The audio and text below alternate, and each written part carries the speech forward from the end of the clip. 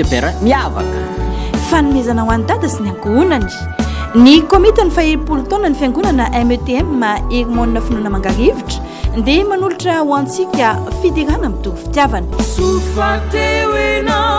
irana amin'ny mialaka koto mamonjy ny alahady 12 jona ho avy izao ao amin'ny FJKM Kristy Fezory Tanambafadimy manomboka amin'ny 3 tolakandro.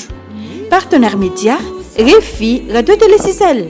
Partenaire Pokima HRTDeco. Ny karatra dia efa azonao raisina amin'ny fiangonana METM Egmona finoana mangarivotra Pokima mangarivotra ary ao amin'ny FJKM Kristy Fezory Tanambafadimy ny alahady maraina.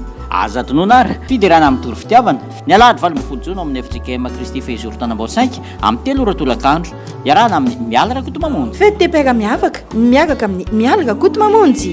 Famandria-toerana sy fanazavana fanampiny antsoiny Laradarby 034 04 283 84.